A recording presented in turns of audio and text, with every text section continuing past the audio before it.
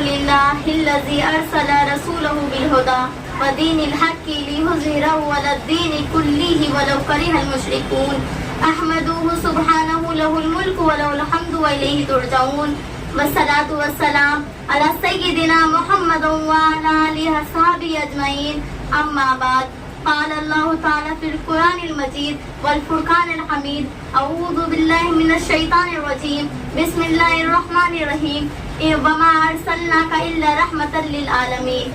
محترم بزرگوں اور دوستوں، جب دعائے خلیل و نوید مسیحا سے نور ہدایت پارا کی چوٹیوں پر جلوہ گر ہوا اور اپنی ضیاء پاس کنوں سے ساری دنیا کو منور کرنے لگا، اس وقت دنیا انتہائی نازک مرحلے سے گزر رہی تھی. خدا کے زمین پر کفار و الہات کا ڈنکا بج رہا تھا. اس نازک دور میں خدا کے آخر رسول صلی اللہ علیہ وسلم نے جہاں والوں کو رشد ہدایت، فلاح و بہبودی کا راستہ دکھایا، ہلاکت و ضلالت کے عمیق غار سے نکال کر کامیابی و کامرانی سے ہمکنار کیا، دنیا کو ایک نئی زندگی عطا کی. دنیا والوں کو چاہیے تھا کہ آپ کی آواز پر لبیک کہے اور دامن اسلام سے وابستہ ہو جائے، لیکن وہ احسان شناسی کے بجائے احسان فراموشی پر اتر آئے. پیغمبر اسلام اور متبن اسلام کو طرح طرح کی ایذائیں پہنچائی گئی، انہیں ہر طرح مشکل ستم بنایا گیا، آپ کے راستے میں کانٹے بچھائے جاتے، آپ کی باتوں کا مذاق اڑایا جاتا، نماز کے عالم میں گردن مبارک میں چادر کا پھندا لگایا جاتا، اونٹ کی اوجھڑی رکھ دی جاتی، اسلام لانے والوں کو پوری طرح زدوکوب کیا جاتا، انہیں مکہ کی گلیوں میں گھسیٹا جاتا، انہیں اسلام سے برگشتہ کرنے کے لیے ظلم و ستم کے تمام حربے استعمال میں کیے جاتے. مکہ والوں کا ظلم یہاں تک بڑھا کہ آپ اپنے اصحاب سمیت مکہ چھوڑ کر مدینہ ہجرت کر جانے پر مجبور ہونا پڑا. اگر آپ صلی اللہ علیہ وسلم چاہتے تو دشمنوں کے حق میں بددعا فرما دیتے، اور دنیا نے جو نظارہ عاد و سمود اور دیگر نافرمان قوموں کا کہر خدا بندی کے وقت کیا تھا، وہی منظر پھر ایک بار نگاہوں کے سامنے آ جاتا. لیکن قربان جائے آپ کی ذات گرامی پر جنہوں نے کبھی بددعا نہ فرمائی. سائد کا بازار ہے، چاروں طرف سے اوباش لڑکے رسول خدا پر پتھر برسا رہے ہیں، جسم زخموں سے چور چور ہے، پورا بدن لہو لہان ہے. وجہ صرف اتنی تھی کہ آپ نے دنیا کو گم کردائے راہ کو انسانوں کو خدا کے سچے اور سیدھے راستے پر بلایا تھا.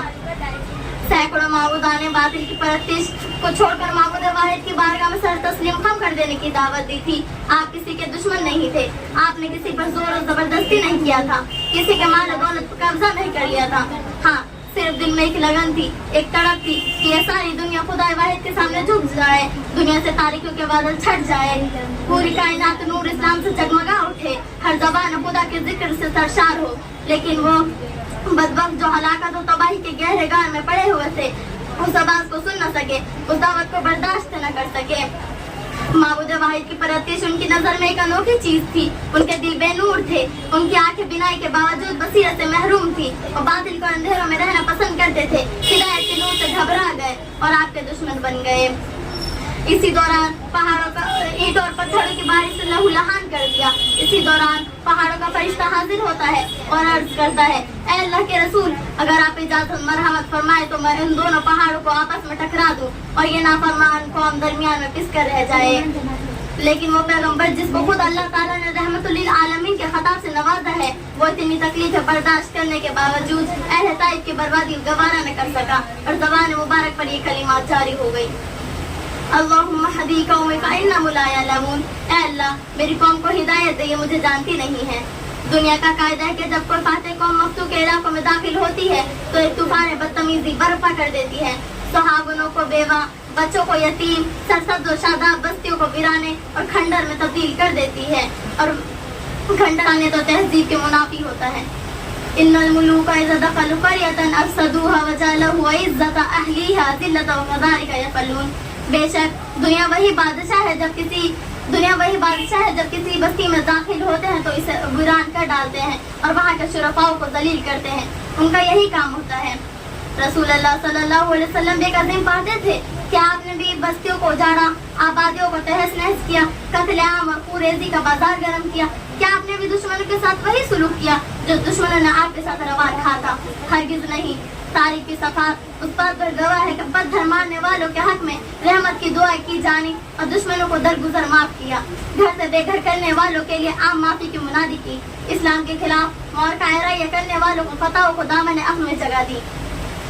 اے لا الہ کے وارث باقی نہیں ہے تجھ میں گفتار دل برانا کردار کا ہیرانا تیری نگاہ سے دل سینوں میں کانپتے تھے کھویا گیا ہے تیرا جذبے کلندرانہ. وآخر دعوانا الحمدللہ رب العالمین.